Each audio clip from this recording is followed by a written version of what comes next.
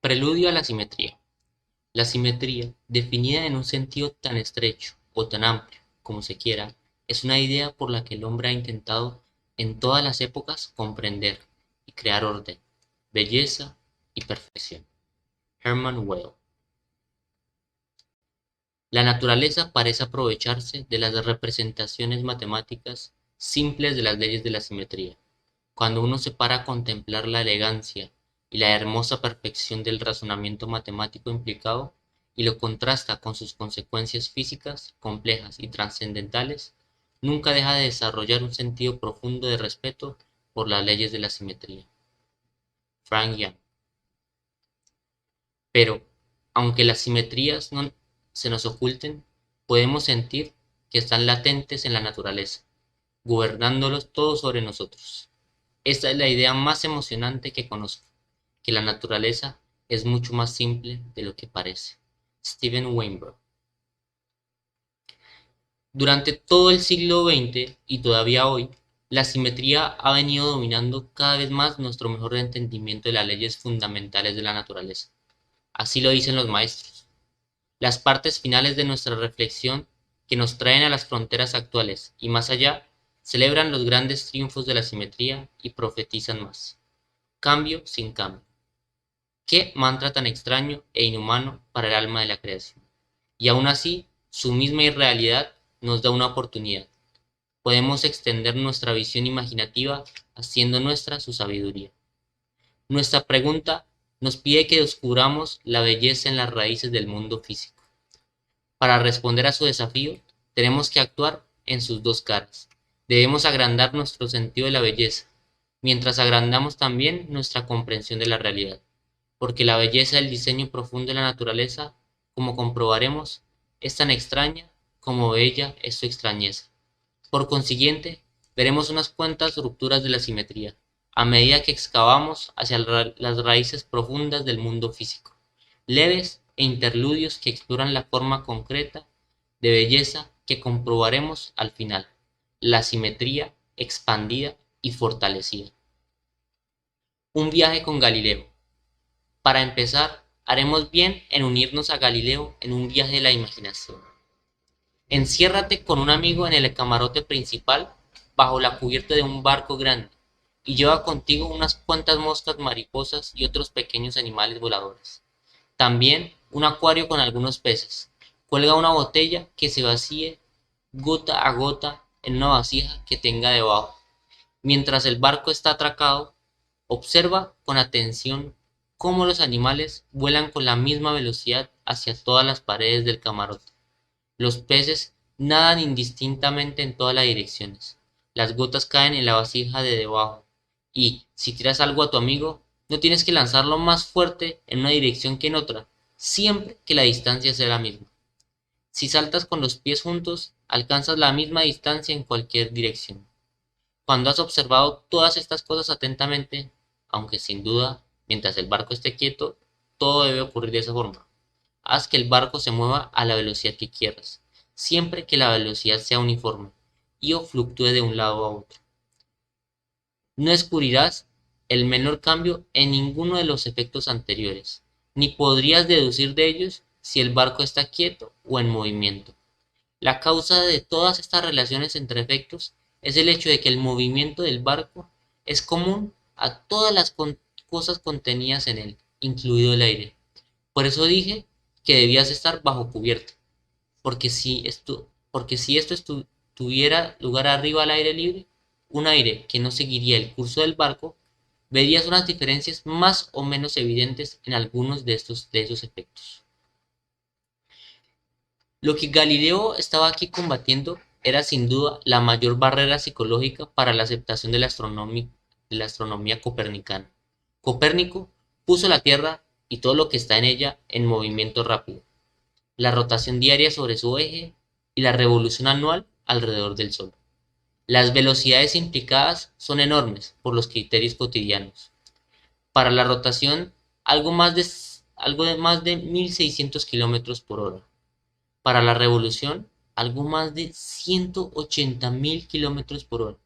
Pero nosotros sentimos que no nos estamos moviendo, en absoluto. menos aún a esa velocidad. La respuesta de Galileo es que el movimiento invariable, es decir, el movimiento a velocidad constante en línea recta, es indetectable, porque no cambia ningún aspecto del comportamiento físico. Y en un sistema cerrado, como el camarote de Galileo, o la Tierra que viaja por el espacio, experimentado desde adentro, el movimiento a velocidad constante, por muy grande que sea esa velocidad, se siente exactamente como si no se hubiera movimiento absoluto. La rotación y la revolución de la Tierra implican círculos o líneas rectas, pero los círculos son tan grandes que parecen líneas rectas incluso en tramos largos. Es fácil expresar la observación de Galileo como una simetría. Cambiamos el mundo o una parte grande de él, como el interior de un buque, moviendo todo a una velocidad común, sin cambiar la manera en que se comportan las cosas.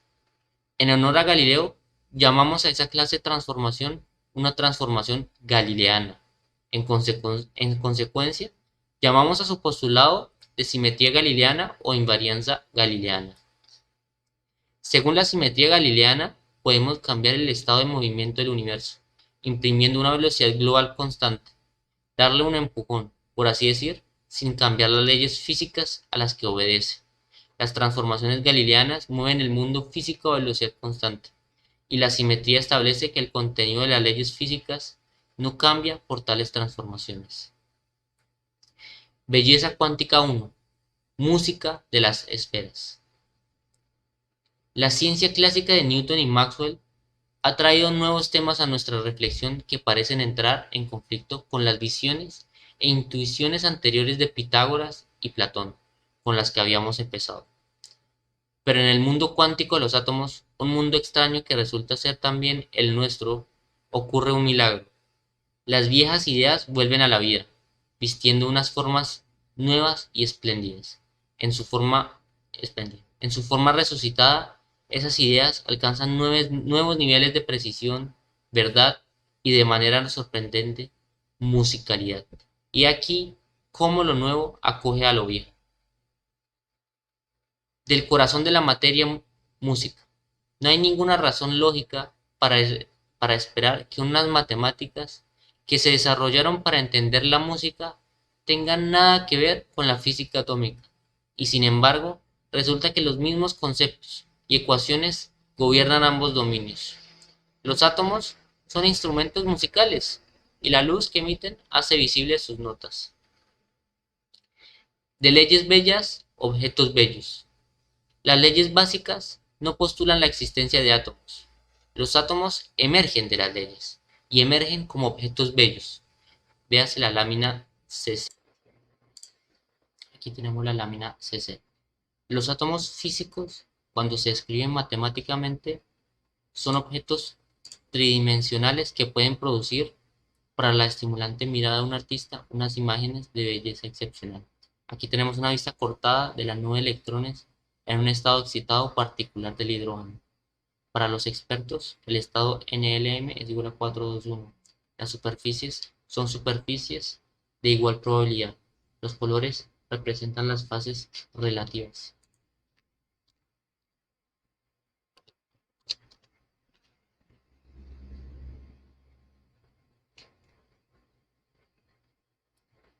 Los átomos físicos, descritos matemáticamente, son objetos tridimensionales que, para el espíritu vivificante de un artista, producen imágenes de belleza excepcional.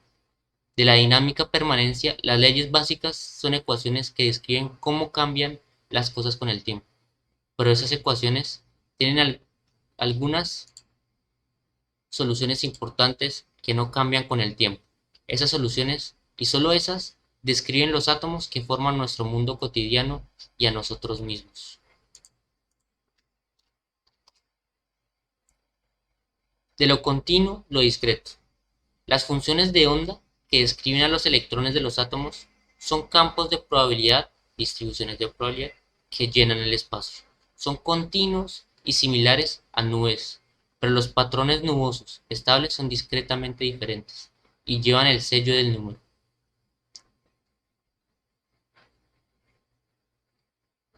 Vuelve Pitágoras. En los primeros días de la teoría cuántica moderna no había todavía un libro de texto naturalmente. Los aspirantes a la profesión, ansiosos por utilizar la nueva teoría atómica, se fijaron entonces en un libro de texto sobre una asignatura diferente, la Theory of Sound de Lord Rayleigh, porque encontraron ahí las matemáticas necesarias para describir cómo funcionan los átomos. Se habían desarrollado antes, para describir cómo funcionan los instrumentos musicales. Aunque los símbolos significan cosas diferentes, aparecen esencialmente las mismas ecuaciones, y se pueden usar las mismas técnicas para resolverlas. Eso le habría gustado a Pitágoras. El yoga de los instrumentos musicales. La física de los instrumentos musicales es la física de las ondas estacionarias. Las ondas estacionarias son ondas en objetos finitos o en espacios confinados. Así, las vibraciones de las cuerdas en los instrumentos musicales o las de sus cajas de resonancia son ondas estacionarias. Las ondas estacionarias deben contrastarse con las ondas de desplazamiento. Cuando hablamos de ondas sonoras, por ejemplo, solemos referirnos a ondas de desplazamiento que se expanden o se propagan desde una fuente. Las vibraciones de la caja de resonancia de un piano de cola, que son ondas estacionarias, empujan el aire circundante de acá para allá.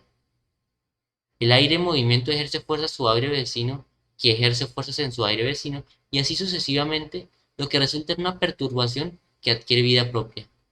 Las ondas estacionarias son el tipo de movimiento que puedes establecer en el agua de una bañera cuando chapoteas, o en las vibraciones de un gong o de un diapasón cuando lo golpeas. En cada uno de estos casos, chapoteo en el baño, golpe al gong, toque al diapasón. Después de un comienzo ruidoso, el movimiento se estabiliza para volverse regular en el espacio y periódico en el tiempo. Esa es la clave de un diapasón, que quiere vibrar a una frecuencia característica y por eso produce un tono fiable y puro. Un gong típico genera un patrón de sonido más complicado e interesante. Volveremos a él en breve. Podemos centrar la atención en el yoga de los instrumentos musicales con más claridad, considerando el instrumento musical de simplicidad suprema, que es de hecho el instrumento de Pitágoras, una cuerda tensa clavada en los dos extremos. Figura 24.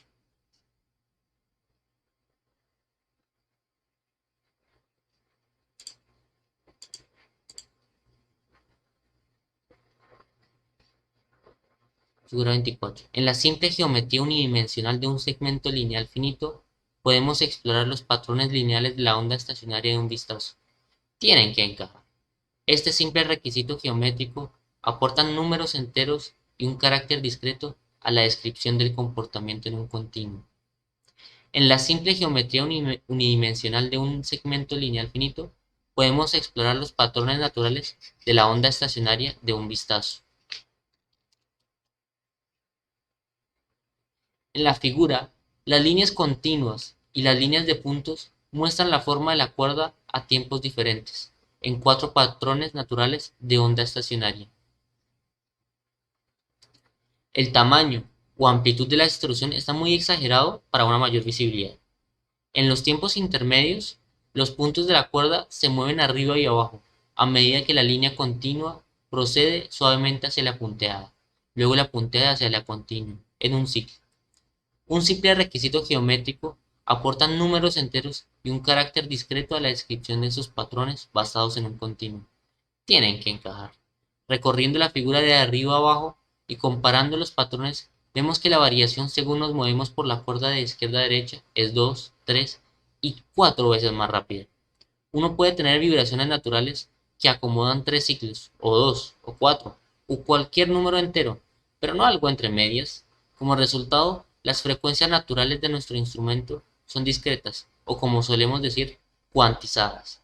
A diferencia de la proverbial vaca esférica, nuestro instrumento musical pitagórico no está muy lejos de la realidad, y lo que es más importante, las lecciones que aprendemos de nuestro instrumento simple, que las restricciones geométricas en los objetos finitos conducen al carácter discreto, cuantización, de sus patrones naturales de vibración y por tanto de sus frecuencias naturales. Es perfectamente general. En la mecánica cuántica, esa lección se convierte en el eje de la física atómica, como trataremos más adelante. Vibraciones naturales, frecuencias resonantes. También puedes obtener ondas estacionarias en la caja de resonancia de una guitarra cuando tocas una cuerda o en una placa cuando golpeas sus lados. Figura 25.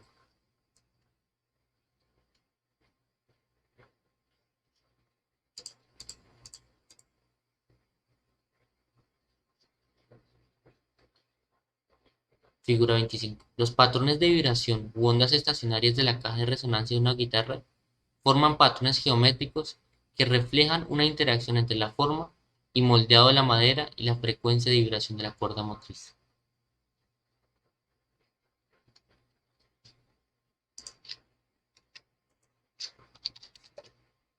Los patrones se hacen visibles. La idea básica es la misma que acabamos de tratar para una cuerda fija. La onda estacionaria es un movimiento arriba y abajo que es mayor o de más amplitud en la jerga en unos lugares que en otros. Hay curvas a lo largo de las cuales la fuerza de vibración se desvanece y no hay movimiento en absoluto. Esos puntos se llaman nodos y las curvas se llaman nodales. Si echas arena en la placa, se acumulará a lo largo de las curvas nodales y eso es lo que se ve en la imagen. La geometría de estos vibradores bidimensionales es más complicada que la de una cuerda. En consecuencia, los patrones de las vibraciones naturales son más complicados. En estos ejemplos, para obtener uno u otro de los patrones de vibración simples en lugar de una mezcla de varios, imponemos fuerzas que se repitan regularmente, o como solemos decir, periódicamente en el tiempo. La guitarra nos permite hacer esto pulsando una cuerda. Para eso es para lo que sirven las cuerdas. Un patrón diferente dominará, dependiendo de lo rápido que las fuerzas motrices oscilen, es decir, de su frecuencia. Cada patrón de vibración natural se repite en el tiempo. Las fuerzas que cada pieza móvil de cuerda, madera o metal ejerce en sus vecinos son diferentes en los diferentes patrones, y el ritmo al que cambian las cosas es diferente en cada uno. Los patrones que varían deprisa en el espacio tienden a causar mayores fuerzas, y por tanto un movimiento más rápido, de mayor frecuencia. Cada patrón de vibración natural ocurre en su propia frecuencia natural. La frecuencia natural se llama también frecuencia resonante por la siguiente razón. Si la frecuencia de la fuerza motriz está próxima a la frecuencia natural de vibración de algún patrón, ese patrón saltará como una respuesta poderosa, porque en ese caso, y solo en ese caso, la fuerza motriz externa coincide con las fuerzas internas, ciclo tras ciclo, para construir la magnitud del movimiento. Cualquiera que haya flexionado las piernas y estirado el cuerpo para dar fuerza al movimiento de un columpio, o haya empujado en uno a un niño, sabe lo importante que es eso. Cuando golpeas un diapasón o un gong, la vibración irradia desde el punto de impacto, luego rebota en los bordes y regresa como el eco en una sala. Los movimientos complicados disipan su energía deprisa, en forma de ondas sonoras de desplazamiento y calor, dejando solo un patrón perdurable en el diapasón o solo unos pocos en el gong, cada uno vibrando a su frecuencia resonante. Eso es lo que escuchas como un tono estable, o como un acorde que evoluciona despacio, después del comienzo ruidoso. Los gongs producen un acorde evolutivo, perdiendo gradualmente la complejidad hasta que se convierte en un tono simple, porque hay varios patrones perdurables que decaen a velocidades distintas. Los patrones de vibración u ondas estacionarias de la caja de resonancia de una guitarra forman patrones geométricos que reflejan la interacción entre la forma y moldeado de la madera y la frecuencia de oscilación de la cuerda motriz, como se muestra en la figura 25.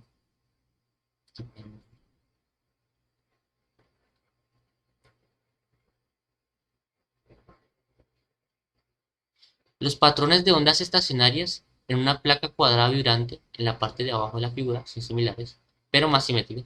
Estos patrones tienen un parecido asombroso por los patrones de nubes electrónicas, figura 26.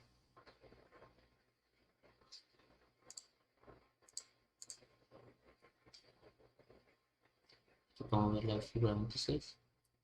Figura 26. Cada imagen muestra una instantánea de la nube de probabilidad de un electrón, tomada en cada uno de los estados estacionarios del hidrógeno. Es más probable que el electrón se encuentre donde la nube es más brillante. En cada caso, un solo protón está en el centro de la nube. Las mismas formas orbitales se aplican a los electrones en otros átomos como el de carbono. El parecido entre las ecuaciones que los gobiernan es profundo y más asombroso todavía.